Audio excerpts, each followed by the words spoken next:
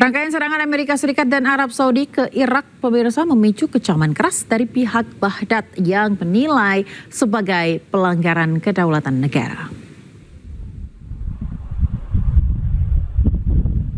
Serangan Amerika Serikat dan Arab Saudi ke Irak terekam kamera CCTV. Pasukan Mobilisasi Populer Irak atau PMF mengatakan beberapa markas besarnya di seluruh negeri menjadi sasaran. Serangan ini menghancurkan markas militer di sejumlah wilayah di Irak dan menewaskan setidaknya 20 orang. Pemerintah Irak pun langsung mengadakan pertemuan darurat Dewan Menteri untuk Keamanan Nasional. Sementara itu, Komando Pusat Amerika Serikat mengatakan serangan dilakukan terhadap teroris yang didukung Iran.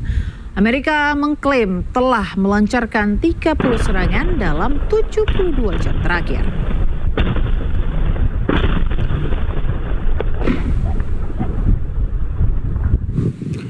Pemirsa, Iran melancarkan serangan ke pangkalan udara dan pusat komando Amerika Serikat di Yordania. Serangan ini dilakukan saat Presiden Amerika Serikat Donald Trump bertemu dengan Perdana Menteri Israel Benjamin Netanyahu.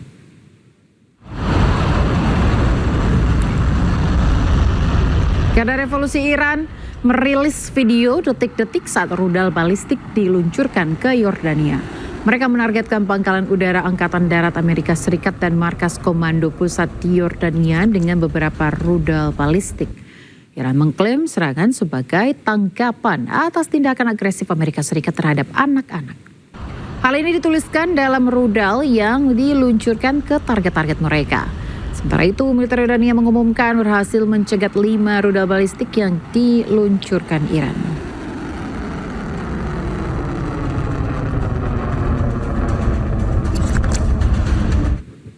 Pemirsa, serangan drone menyasar 2 kapal milik Amerika Serikat yang berada di Damietta, Mesir.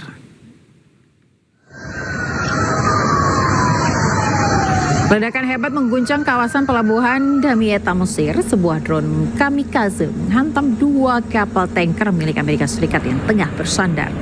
Belum ada pihak yang mengaku bertanggung jawab atas serangan ini. Namun kabar ini dibantah Menteri Perminyakan Mesir yang menyebut kejadian ini murni kecelakaan. Tidak ada korban jiwa maupun luka akibat peristiwa ini.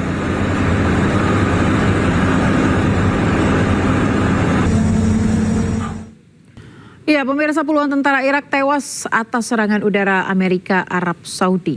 Irak pun mengadakan pertemuan darurat dan menyetujui rencana keamanan nasional untuk menanggulangi pelanggaran kedaulatan Irak.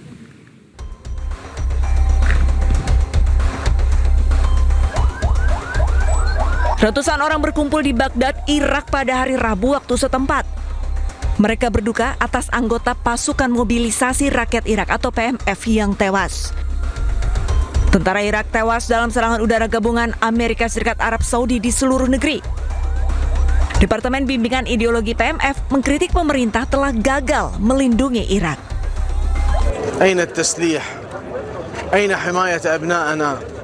أين حماية شعبنا؟ أين حماية سيادة بلدنا؟ هذا البلد الذي يوميا يخترق. أين هذه الحماية؟ هذه الأسئلة كلها نوجهها إلى الحكومة العراقية. أين حماية أبنائنا؟ اليوم وكل يوم نزف نخبة من أبنائنا وشبابنا فلذات أكبادنا. إلى أين تصلون؟ إلى أين تصلون؟ فهذا فقط نستنكر ونستنجب هذا العمل الإجرامي الذي طال شبابنا الآمنين المطمئنين. لكن السؤال الذي يطرح نفسه أين الحكومة العراقية من كل ذلك؟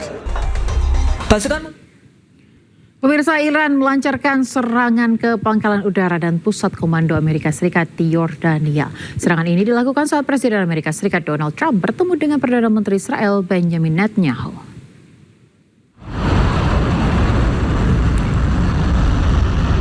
Garda Revolusi Iran merilis video detik-detik saat rudal balistik diluncurkan ke Yordania.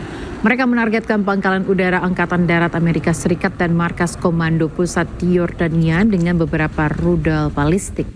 Iran mengklaim serangan sebagai tanggapan atas tindakan agresif Amerika Serikat terhadap anak-anak. Hal ini dituliskan dalam rudal yang diluncurkan ke target-target mereka. Sementara itu, militer Yordania mengumumkan berhasil mencegat 5 rudal balistik yang diluncurkan Iran.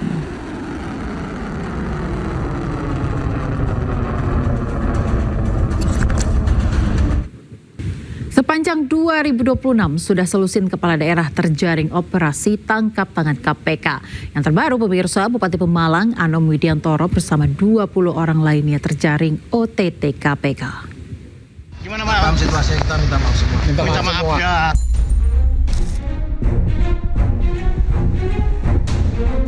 Mengenakan rompi oranye dan tangan terborgol, Bupati Pemalang Anom Widiantoro minta maaf.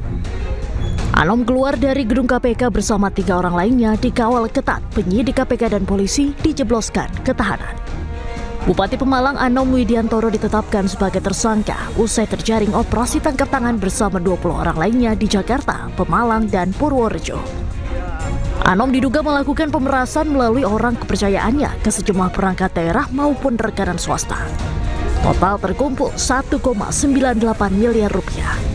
Dari data yang terkumpul sepanjang 2026 sudah selusin pejabat daerah tertangkap operasi senyap ini. Di awal tahun, Bupati Pati Jawa Tengah Sudewo dan Wali Kota Madiun Jawa Timur terjaring OTT KPK.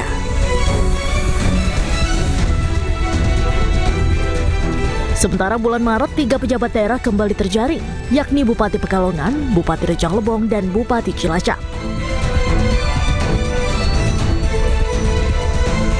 Di bulan April, Bupati Tulungagung Gatut Sunu juga terjaring operasi senyap. Pada bulan Juni ada Bupati Muara Enim Edison dan Bupati Kuantan Singingi Suhardiman ditangkap KPK. Dan terakhir selama bulan Juli 3 kepala daerah terjaring, yakni Bupati Sukoharjo, Bupati Lombok Barat, serta Bupati Pemalang.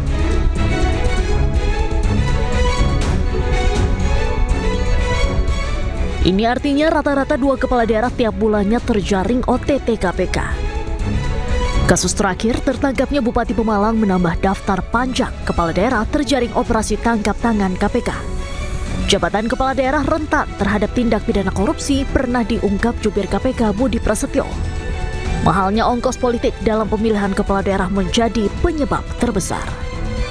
Tim Liputan iNews melaporkan. Dr. Tifa dinilai mantan Hakim Agung Gayus Lumbun menang kasus dugaan fitnah ijazah Jokowi usai Majelis Hakim Pengadilan Negeri Jakarta Timur mengabulkan eksepsinya. Dengan dikabulkannya eksepsi, pemirsa, Gayus Lumbun menyebut status terdakwa Dr. Tifa seharusnya gugur.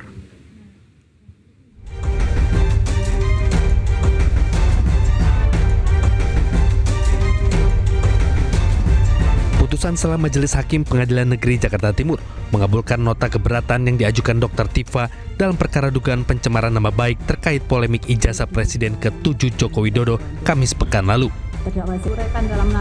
Surat dakwaan jaksa tidak dapat diterima dan batal demi hukum karena dinilai kabur. Hakim menilai penggunaan ketentuan KUHP lama dan KUHP baru secara bersamaan dalam dakwaan subsidiar menimbulkan ambiguitas atau tidak jelas. Dalam program Rakyat Bersuara, mantan Hakim Agung Gayus Lumbun menilai status terdakwa Dr. Tifa seharusnya gugur karena dakwaan jaksa tidak jelas. Gayus menyebut Dr. Tifa menang secara prosedural. Terlebih menurut Gayus, Majelis Hakim tidak memerintahkan jaksa untuk memperbaiki dakwaan.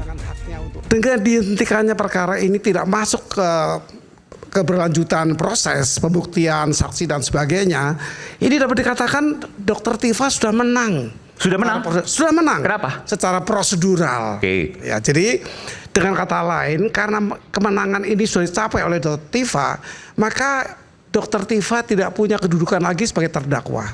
Statusnya sekarang bukan terdakwa, bukan tersangka. Lagi, ya. Dalam perkara ini yang sudah di-stop. Batal demi hukum.